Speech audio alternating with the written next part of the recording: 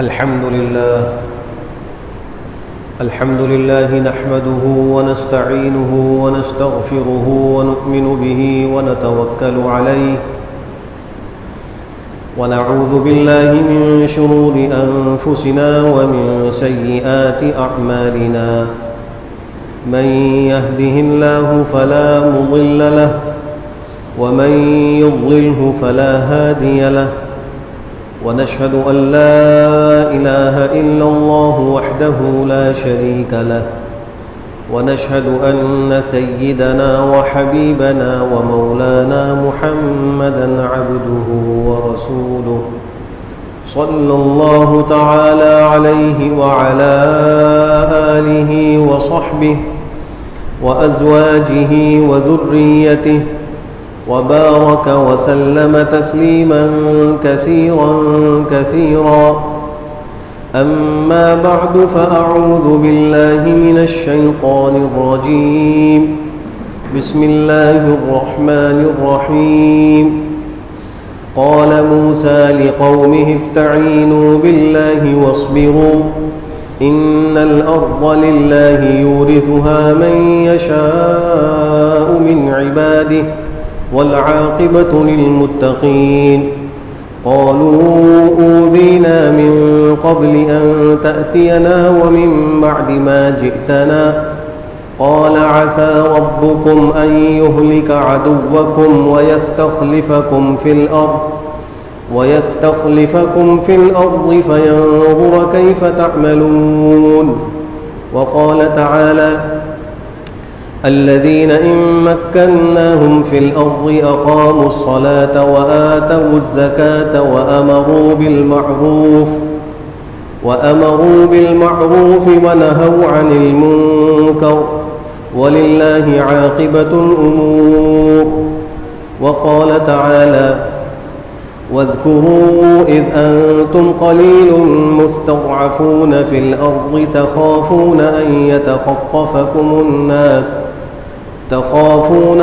يتخطفكم الناس فآواكم وأيدكم بنصره ورزقكم من الطيبات لعلكم تشكرون وقال رسول الله صلى الله عليه وسلم صوتان ملعونان صوت مزمار عند نعمة وصوت رنة عند مصيبة صدق الله مولانا العظيم وصدق رسوله النبي الكريم ونحن على ذلك من الشاهدين والشاكرين والحمد لله رب العالمين.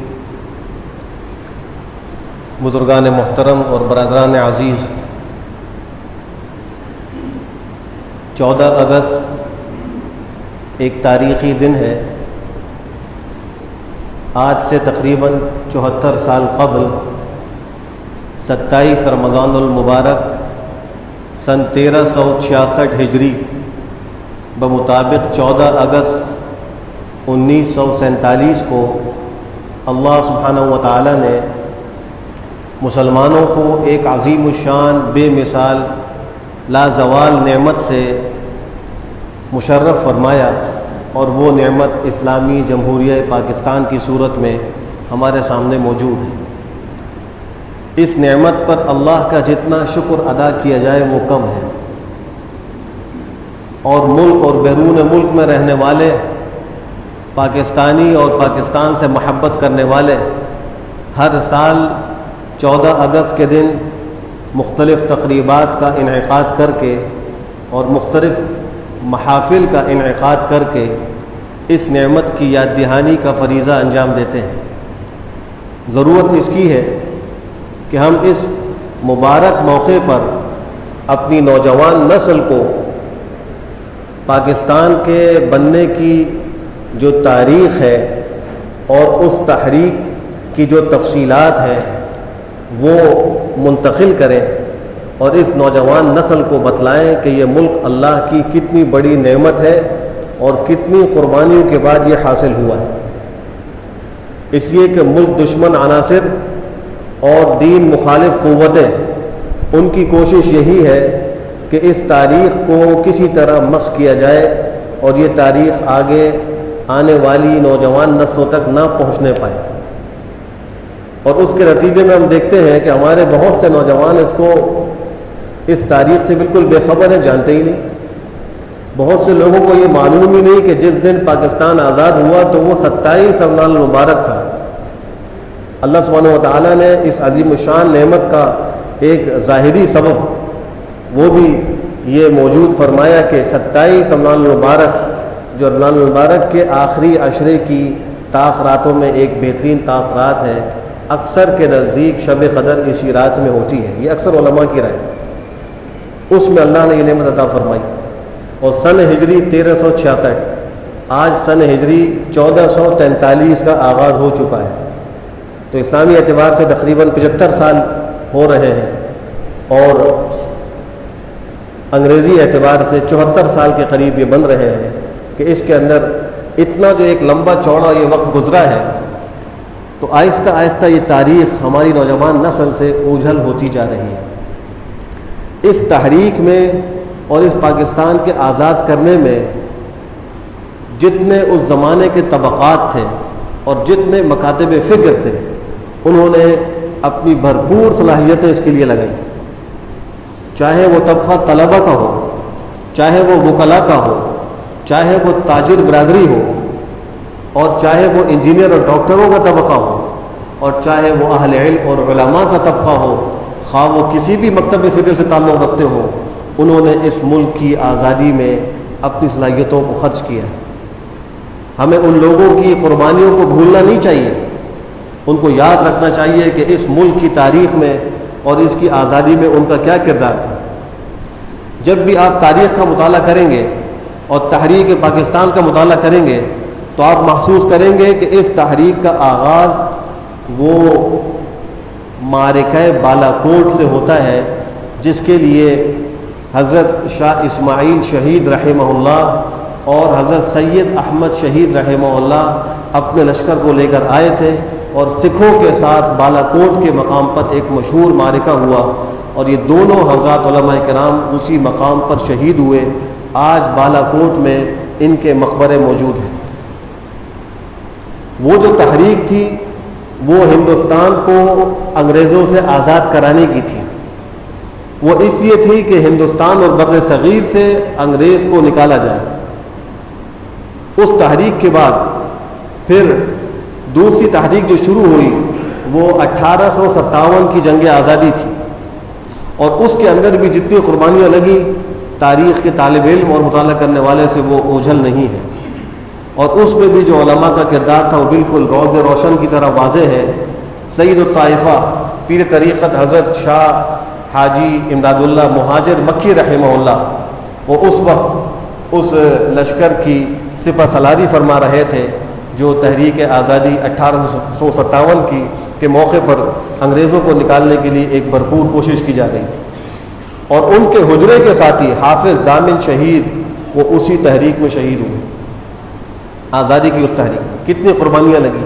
اور پھر اس کے بعد آگے چلیے تو حضرت مولانا قاسم نانوتوی رحمہ اللہ، حضرت مولانا رشید احمد گنگوہی رحمہ اللہ، حضرت مولانا مظہر نانوتوی رحمہ اللہ، حضرت مولانا یعقوب نانوتوی رحمہ اللہ، یہ علماء کی ایک فہرست ہے جنہوں نے نہ صرف یہ کہ اپنے قلموں سے فتوے دے کر اس تحریک کو کامیاب کرنے کی کوشش کی، بلکہ تلوار اور بندوق ہاتھوں میں لے کر میدان میں نکلے اور دشمن کا مقابلہ کیا. اور پھر اس کے بعد شاملی کی تحریک چلی اور تحریک ریشمی رومال، یہ سب انگریزوں کے خلاف تحریکات تھیں. اور اس زمانے میں کانگریس اور مسلم لیگ دونوں کی کوششیں متحد تھیں. آگے چل کر جب جھانسی ایک علاقہ ہے یو پی کا، اس کے انتخاب سے قبل دونوں جماعتوں میں کچھ اختلاف ہوا اور مسلم لیگ اور کانگریس میں علیحدگی ہوئی اور دونوں نے الگ الگ الیکشن لڑنے کا فیصلہ کیا. اس وقت بھی بہت سے علماء نے، جن میں سر فہرست حکیم الامت حضرت مولانا شاہ اشرف علی تھانوی نور اللہ مرقدہ تھے، جنہوں نے فتویٰ دیا تھا کہ اس الیکشن میں مسلم لیگ ہی کو ووٹ دیا جائے اور اس کے خلاف کسی کو ووٹ نہ دیا جائے. اور انہوں نے اپنے بھانجے شیخ الاسلام حضرت علامہ ظفر احمد عثمانی رحمہ اللہ کو اور اپنے شاگرد حضرت مولانا شبیر احمد عثمانی صاحب رحمہ اللہ کو اس کام پر مامور کیا کہ آپ ملکوں کا سفر کر کے، شہروں کا سفر کر کے اس تحریک کو کامیاب کرنے کی کوشش کریں.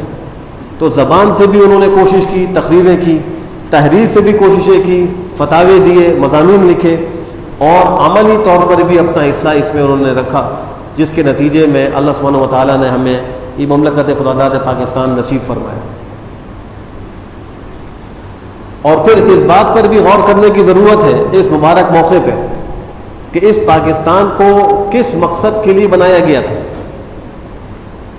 اور اس کا ابتدائی تصور وہ کس بنیاد پر پیش کیا گیا تھا. عام طور پر جو میڈیا کے ذریعے سے ہمیں بات پہنچتی ہے، مصور پاکستان علامہ اقبال مرحوم کو کہا جاتا ہے. 1930 میں انہوں نے ایک اسلامی مملکت کا خاکہ اور اس کا تصور پیش کیا تھا. اس سے 2 سال قبل 1928 میں سب سے پہلے حضرت حکیم الامت مولانا شاہ اشرف علی تھانوی صاحب رحمہ اللہ نے ایک اسلامی مملکت کا خاکہ پیش کیا، لیکن وہ چونکہ مخصوص افراد ہی تک وہ خبر رہی اور میڈیا کی زینت نہیں بنی، اس سے مشہور نہیں ہو سکا. ہمیں اس بات کو بھی یاد رکھنا چاہیے کہ اس مملکت پاکستان کا سب سے پہلے تصور پیش کرنے والے 1928 میں حضرت حکیم الامت مولانا اشرف علی تھانوی نے خدو تھے.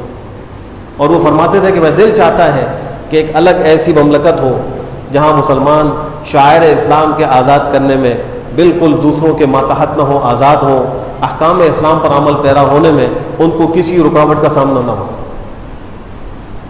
اور پھر اس کے بعد نواب رحمت علی صاحب نے لندن میں خاکہ پیش کیا. پھر 1930 میں علامہ اقبال رحمہ اللہ نے پاکستان کا تصور پیش کیا، اور اسی وجہ سے ان کو مصور پاکستان کہا جاتا ہے.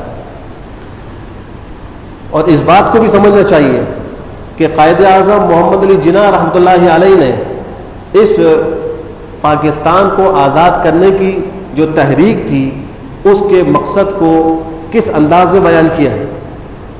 انہوں نے اس تحریک اور اس ملک کی قرارداد پیش کرتے وقت جو نعرہ لگوایا، وہ نعرہ یہ تھا کہ پاکستان کا مطلب کیا؟ لا الہ الا اللہ. یہ تحریک پاکستان کا بنیادی نعرہ تھا. آج یہ نعرہ مدھم ہوتا جا رہا ہے. ایک زمانے تک تو ہمارے ہاں مختلف چینلوں پہ اور مختلف تقریبات میں اس نعرے کو بلند کیا جاتا تھا، لیکن آہستہ آہستہ اب یہ نعرہ بھی مدھم ہوتا جا رہا ہے. ضرورت ہے کہ ہم اس بنیادی نعرے پر کو بھی فوکس کریں اور ہم اپنی نوجوان نسل کو بتلائیں کہ پاکستان کی جو بنیاد تھی، اس کے اندر جو نعرہ لگایا گیا تھا وہ یہی تھا کہ پاکستان کا مطلب کیا؟ لا الہ الا اللہ. اس کا مطلب یہ تھا کہ ہم پاکستان کو لا الہ الا اللہ کی خاطر حاصل کرنا چاہتے ہیں. ہم پاکستان کو لا الہ الا اللہ کے نظریے کے تحت حاصل کرنا چاہتے ہیں، اس لیے نعرہ لگایا گیا. اور اس تحریک میں ایک نعرہ اور لگتا تھا. بہت سے حضرات جو اس تحریک کا حصہ رہے، اب عمر کے آخر حصے میں آج بھی موجود ہیں، تو ہم نے ان کی زبانی بھی سنا ہے. وہ کہتے ہیں کہ ہم یہ نعرہ لگاتے تھے، بٹ کے رہے گا ہندوستان، بن کے رہے گا پاکستان. یہ نعرہ بھی بچوں کی اور بوڑھوں کی اور جوانوں کی زبانوں پر ہوتا تھا. اللہ نے اس نعرے کو بھی مقبولیت عطا فرمائی اور ہندوستان کا بٹوارا ہوا اور اللہ نے پاکستان کو بنوایا اور یہ نعمت ہمیں حاصل ہوئی. اسٹیٹ بینک آف پاکستان کی جب تقریب افتتاحی تھی، وہ حضرت قائد اعظم محمد علی جناح مرحوم کی آخری سرکاری تقریب تھی جس میں انہوں نے تقریر فرمائی. اس کے بعد جو ان کی تقریبیں تھیں وہ سرکاری نہیں تھیں، غیر سرکاری پروگرام تو ہوئے، لیکن آخری سرکاری تقریب وہی تھی.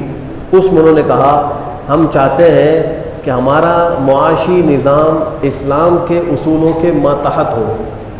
مغرب کے اصولوں کے تحت جو معاشی نظام ہے اس نے انسانوں کو کوئی فائدہ نہیں دیا، یہ ان کا فرمان تھا.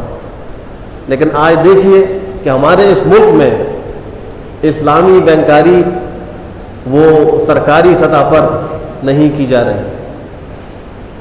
حکومتی سطح پر ضرورت اس بات کی ہے کہ سود کے نظام سے جان چھڑوائی جائے. جو ہمارے اس ملک کے قائد کا ایک مشن تھا، ان کی ایک چاہت تھی، اور وہ اسٹیٹ بینک آف پاکستان کی تقریب افتتاحی میں یہ بات کہہ رہے ہیں کہ ہم چاہتے ہیں ہمارا معاشی نظام اسلامی اصولوں کے تحت. اور پھر وہ یہ بھی کہتے تھے کہ وہ کون سی ایسی چٹان ہے کہ جس پر ہمارے اس ملک کی عمارت استوار ہو سکتی ہے؟ وہ کون سا لنگر ہے کہ جس پر اس امت کی کشتی کو باندھا جا سکتا ہے؟ وہ کون سی بنیاد ہے کہ جس کے تحت یہ سارے لوگ جسد واحد کی طرح ہو سکتے ہیں؟ فرمایا کہ وہ قرآن کریم ہے۔ اگر اس قرآن کریم کی بنیاد کو حاصل کر لیا جائے تو یہ وہ ذریعہ ہے کہ امت میں اس سے اتحاد پیدا ہو سکتا ہے۔ یہ وہ ذریعہ ہے کہ اس کے ذریعے سے ملک کی عمارت عدل و انصاف کی بنیاد پر استوار ہو سکتی ہے۔ اور وہ یہ بھی کہتے تھے کہ جو اچھی چیز ہے وہ عین اسلام ہے، اور جو چیز اچھی نہیں ہے وہ اسلام نہیں ہے۔ اور یہ بھی ان کا فرمان ہے کہ میں یہ چاہتا ہوں کہ قرآن کریم کا نسخہ ہر شخص کے ہاتھ میں موجود ہو اور وہ اس سے رہنمائی حاصل کرے۔ آج ہمیں بھی یہ چاہیے کہ ہم قائد کے اس فرمان کو مد نظر رکھتے ہوئے عمل پیرا ہونے کی کوشش کریں۔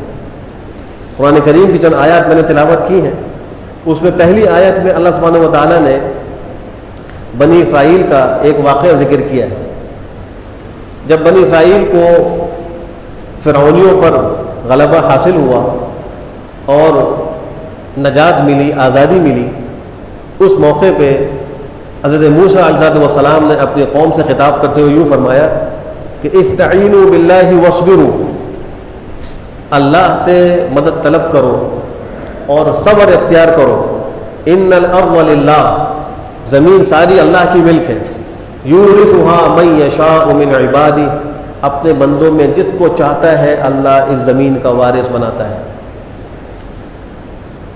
اور پھر فرمایا کہ اگلی آیت میں بنی اسرائیلیوں نے ان سے شکوہ کیا کہ اوذینا من قبل ان تأتینا ومن بعد ما جئتنا، کہ اے موسیٰ تمہارے آنے سے پہلے بھی ہمیں اذیتیں دی گئیں اور تمہارے آنے کے بعد بھی ہمیں ستایا گیا۔ اس کے جواب میں انہوں نے جو جملہ ارشاد فرمایا، قرآن کریم اس کو نقل کرتا ہے، عسى ربكم ان يهلك عدوكم ويستخلفكم في الارض، کہ تمہارا پروردگار امید ہے کہ تمہارے دشمن کو ہلاک کر دے گا اور تم کو زمین میں جانشین بنائے گا، تم کو حکومت دے گا۔ پھر کیا کرے گا؟ فَيَنْظُرَ كَيْفَ تَعْمَلُونَ، دیکھے گا تم عمل کیسے کرتے ہو۔ اللہ یہ دیکھے گا تم عمل کیسے کرتے ہو۔ آج ہم اگر اس آیت کے تحت اپنی صورتحال دیکھیں، اللہ نے ہمیں انگریزوں سے اور ہندوؤں اور سکھوں سے آزادی عطا فرمائی، ہمیں ایک ملک عطا فرمایا، ہمارے دشمن کو اللہ نے اس موقع پر شکست دی اور یہ مملکت خداداد پاکستان وجود میں آ گئی۔ اب اس کے بعد کرنے کا کام کیا ہے؟ اللہ ہمارے اعمال کو دیکھے گا۔ اللہ نے ہمیں جانشین بنا دیا، ہمیں ایک ملک عطا فرما دیا، اب اللہ ہمارے اعمال دیکھ رہا ہے۔ ہم بھی ذرا غور کریں کہ ہم کیا عمل کر رہے ہیں اور ہمیں کیا کرنا چاہیے۔ ایک موقع پہ جو مکہ مکرمہ سے مدینہ منورہ کی طرف ہجرت ہوئی، اس کے حال کو قرآن کریم یوں ذکر کرتا ہے، وَاذْكُرُوا إِذْ أَنْتُمْ قَلِيلٌ مُّسْتَضْعَفُونَ فِي الْأَرْضِ، یاد کرو اے مسلمانوں جب تم زمین میں تھوڑے تھے، بڑے کمزور سمجھے جاتے تھے۔ ہم دیکھیں اس آیت کے تحت کہ ہندوستان میں مسلمان کتنا کمزور تھا اور تعداد میں کم تھا۔ تخافون ان یتخطفکم الناس، اللہ فرما رہے ہیں کہ تم ڈرتے تھے اس بات سے کہ لوگ تم کو اچک نہ لیں۔ مسلمان وہاں خوفزدہ تھے، جان مال عزت آبرو کا تحفظ نہیں تھا۔ پھر اللہ فرماتے ہیں فآواکم، اللہ نے تم کو ٹھکانہ دیا۔ آپ دیکھیے اللہ نے ہمیں پاکستان ٹھکانہ دیا۔ وَأَيَّدَكُمْ بِنَصْرِهِ، اللہ نے اپنی مدد سے تمہاری تائید کی۔ اس موقع کے لیے اللہ فرما رہے ہیں کہ اللہ نے مسلمان جب ہجرت کر کے مدینہ منورہ پہنچے تو اللہ نے مدینہ منورہ ٹھکانہ عطا فرمایا، انصار پیدا کر دیے جو مسلمانوں کی مدد کے لیے کھڑے ہو گئے۔ وَرَزَقَكُم مِّنَ الطَّيِّبَاتِ، تم کو اللہ نے پاکیزہ چیزوں سے روزی عطا فرمائی۔ مکہ مکرمہ میں کھانے پینے کی بھی تنگی تھی اور مشکلات تھیں، لیکن مدینہ منورہ پہنچنے کے بعد اللہ نے فراوانی عطا فرمائی۔ کھجور کے اعتبار سے بھی کہ وہاں کھجور ہوتی تھی، فتوحات کے اعتبار سے بھی کہ جنگوں میں مال غنیمت ملنے لگا۔ آگے اللہ فرماتے ہیں یہ ہم نے سب کچھ کیوں کیا؟ لعلکم تشکرون، تاکہ تم شکر ادا کرو۔ ہمارے لیے بھی یہ سبق ہے کہ اللہ نے ہمیں ایک خود مختار آزاد فلاحی اجازت عطا فرمائی. اب ہمیں چاہیے کہ ہم اللہ کی اس نعمت کا شکر ادا کریں, اور اس نعمت کا شکر یہ ہے کہ اللہ کے حکم کے مطابق ہم اس ملک کا نظام چلائیں اور اپنی زندگی بھی شریعت و سنت کے مطابق ہم گزاریں. تیسری آیت میں اللہ فرماتے ہیں الذین ان مکناہم فی الارض اقاموا الصلاة وآتوا الزکاة وامروا بالمعروف ونہوا عن المنکر وللہ عاقبۃ الامور. وہ لوگ کہ ہم نے ان کو زمین میں حکومت دی. الذین ان مکناہم فی الارض, اب حکومت ملنے کے بعد وہ کیا کرتے ہیں؟ اس آیت کا اولین مخاطب صحابہ کرام کا طبقہ ہے, اور اس میں بھی حضرات خلفاء راشدین ہیں رضی اللہ تعالی عنہم اجمعین. الذین ان مکناہم فی الارض, اللہ فرماتے ہیں وہ 4 کام کرتے ہیں. نمبر 1 اقاموا الصلاۃ, نماز قائم کرتے ہیں. نمبر 2 آتوا الزکاۃ, زکات ادا کرتے ہیں. نماز بدنی عبادت میں اہم ترین عبادت, زکوٰۃ مالی عبادات میں اہم ترین عبادت. مطلب یہ ہے کہ وہ عبادات بدنیہ بھی کرتے ہیں اور عبادات مالیہ بھی کرتے ہیں, اور ان دونوں قسم کی عبادات کی جو اصل ہے اس کو ذکر کر دیا, بقیہ تمام عبادات مراد ہیں, یعنی شریعت کے سارے احکام پہ عمل کرتے ہیں. نمبر 3 امروا بالمعروف, اچھائی کا حکم دیتے ہیں. ونہوا عن المنکر, چوتھا کام یہ ہے کہ وہ لوگوں کو برائی سے روکتے ہیں. اب دیکھیے کہ حکومت اور اقتدار کے بغیر جو ہم اچھائی کا حکم دے رہے ہیں یا برائی سے روک رہے ہیں, یہ ہم صرف واعظ کر رہے ہیں اور بتلا رہے ہیں, ہم منوا نہیں سکتے. حکومت اور اقتدار یہ وہ چیز ہے کہ اس کے ذریعے سے امر بالمعروف منوایا جا سکتا ہے, نہی عن المنکر اس پر عمل کرایا جا سکتا ہے. ہم اور آپ صرف بتلا سکتے ہیں. بہت سے بہت اپنے ماتحت جو ہمارے خاندان کے لوگ ہیں یا ہماری فیملی ہے, ہم ان پر اس کا نفاذ کر سکتے ہیں کہ اپنے بچے کو کہہ سکتے ہیں, حکماً ڈانٹ کر بھی کہہ سکتے ہیں جاؤ جا کے نماز پڑھو, ڈانٹ کر اس کو کہہ سکتے ہیں کہ برائی نہ کرو. شوہر بیوی کو کہہ سکتا ہے, باپ اپنی اولاد کو کہہ سکتا ہے, لیکن عام لوگوں سے ہم منوا نہیں سکتے کہ آپ نماز کیوں نہیں پڑھتے. یہ ارباب اقتدار ہیں جن کو اللہ نے یہ قوت دی ہے, یہ ان کی ذمہ داری بنتی ہے. الذین ان مکناہم فی الارض آیت کی وجہ سے کہ وہ لوگوں کو اس بات کا حکم کریں کہ آپ نے نماز پڑھنی ہے, نماز نہ پڑھنے والوں پر سزائیں جاری کریں. نہوا عن المنکر, برائیوں سے روکیں, برائی کرنے والوں پر سزائیں جاری کریں. یہ اختیار حکومت کو ہے, ارباب اقتدار کو ہے, ہر کس و ناکس کو نہیں ہے. یہی وجہ ہے کہ حدود اور قصاص یہ جو سزائیں ہیں ان کے نفاذ کا حق وہ مسلمانوں کے قاضی اور امیر کو ہے, وہ حکومتوں کو ہے. وہ ہر عوام میں سے کسی شخص کو حاصل نہیں ہے کہ اپنی مرضی سے اٹھے اور قصاص جاری کر دے, مرضی سے اٹھے اور حدود کا نفاذ کر دے. تو ارباب اقتدار کے لیے بھی اس آیت میں یہ سبق ہے کہ اللہ نے ان کو یہ حکومت عطا کی ہے, یہ زمین عطا کی ہے. اب وہ اس میں جو کرنے کام ہے وہ کریں. نمبر 1 اقاموا الصلاۃ, نماز قائم کریں. آج ہمیں افسوس سے کہنا پڑتا ہے کہ ہمارے کتنے ارباب اقتدار ہیں جو اس حکم پر عمل کر رہے ہیں. آتوا الزکاۃ امروا بالمعروف ونہوا عن المنکر وللہ عاقبۃ الامور. آزادی تو ہمیں مل گئی, اس آزادی کے کچھ تقاضے ہیں, ان پر عمل کرنے کی ضرورت ہے. پہلا تقاضا یہ ہے کہ اللہ کا شکر ادا کریں. حدیث شریف میں آتا ہے کہ جب سرکار دو عالم صلی اللہ تعالی علیہ وسلم ہجرت کے بعد تشریف لائے مدینہ منورہ میں, تو دیکھا کہ وہاں یہود کے لوگ عاشورہ 10 محرم کا روزہ رکھا کرتے. پوچھا تم اس دن کا روزہ کیوں رکھتے ہو؟ یہود نے کہا کہ اس دن میں بنی اسرائیل کو اور حضرت موسیٰ علیہ السلام کو اللہ نے فرعونیوں سے نجات دی تھی, اور فرعون اور آل فرعون اس دن میں غرق ہوئے تھے. تو اس کے شکرانے میں حضرت موسیٰ علیہ السلام نے روزہ رکھا تھا, تو ہم بھی ان کی اتباع میں اس دن میں روزہ رکھتے ہیں. تو آپ نے فرمایا انا اولا بموسیٰ منہم, میں ان لوگوں سے زیادہ موسیٰ کا حقدار ہوں, لہذا آپ نے فرمایا کہ تم لوگ بھی روزہ رکھو. فصامہ, خود بھی آپ نے روزہ رکھا, لیکن اس کے بعد یہ بھی فرمایا اگر آئندہ سال میں زندہ رہا تو میں اس ایک روزے کے ساتھ ایک اور روزہ ملاؤں گا تاکہ یہود کی مشابہت نہ رہے. یہود کے لوگ صرف عاشورہ 10 محرم کا روزہ رکھتے تھے, آپ نے حکم فرمایا کہ اس کے ساتھ ایک روزہ اور ملاؤں گا. فقہاء اور مفتیان کرام فرماتے ہیں کہ اس سنت کو ادا کرنے کے لیے 9 یا 10 محرم کا روزہ رکھ لیں, یا 10 اور 11 کا رکھ لیں جس کو ہمت ہو. یہ بہت ایک فضیلت کا روزہ ہے اور ثواب کا روزہ ہے. اب دیکھیے اس موقع پر حضرت موسیٰ علیہ السلام نے روزہ رکھ کر اللہ کا شکر ادا کیا. جب ان کو وہ حکومت ملی، دشمن ان کا ہلاک ہوا. ہمارے لیے سبق ہے کہ ہم اس آزادی کے اس تقاضے کو پورا کریں کہ اللہ کا شکر ادا کریں. حدیث میں آتا ہے کہ جب مکہ مکرمہ فتح ہوا تو سرکار دو عالم صلی اللہ علیہ وسلم نے اللہ کے حضور نفل نماز پڑھ کر شکرانہ ادا کیا تھا. حضرت ام ہانی سے روایت مروی ہے، وہ فرماتی ہیں کہ میں جب فتح مکہ کے موقع پر سرکار دو عالم صلی اللہ علیہ وسلم کی خدمت میں حاضر ہوئی، آپ غسل فرما رہے تھے. آپ کی صاحبزادی حضرت فاطمہ الزہرا وہ آپ کو پردہ کیے ہوئی تھی رضی اللہ تعالی عنہ. آپ ان سے پردہ کرا کر غسل فرما رہے تھے.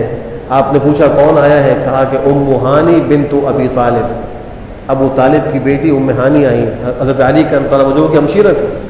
آپ نے فرمایا کہ مرحبا ہنیئا، بڑی خوشی کی بات ہے اور خوش آمدید. ان کا آپ نے استقبال کیا اور پھر وہ فرماتی ہے کہ میں نے پیغمبر کو دیکھا کہ آپ نے 8 رکعت نفل پڑھی اور وہ چاش کا وقت تھا.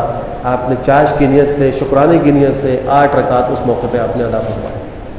معلوم یہ ہوا کہ آزادی کا تقاضا یہ ہے کہ ہم شکر ادا کریں.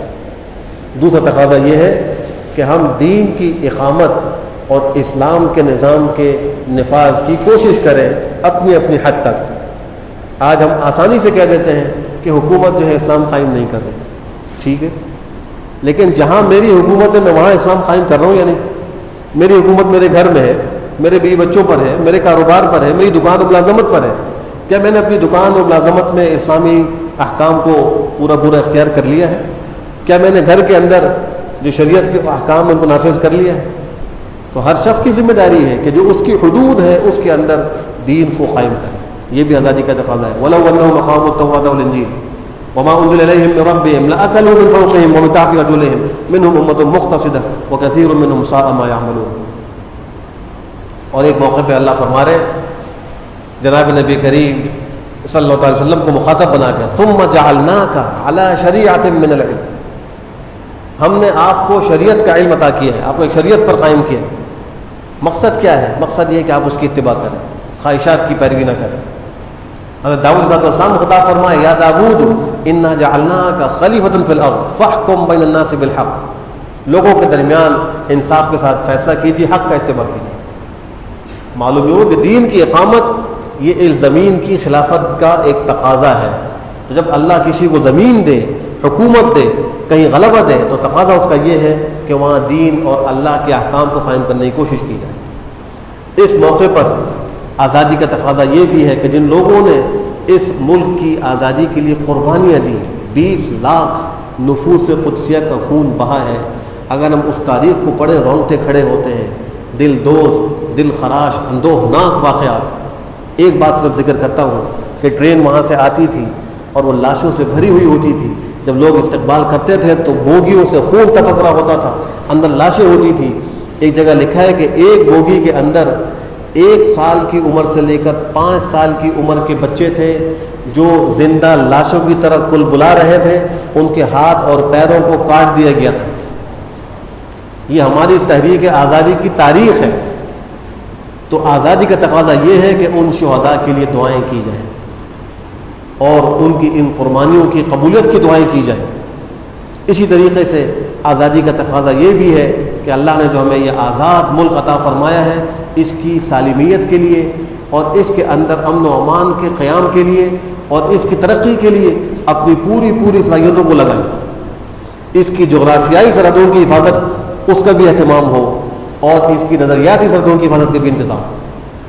اسی طریقے سے آزادی کا تقاضا یہ بھی ہے کہ ہم اپنے اس ملک سے محبت کریں، سچی محبت کریں. اور یہ سرکار دو عالم صلی اللہ علیہ وسلم سے بھی ثابت ہے.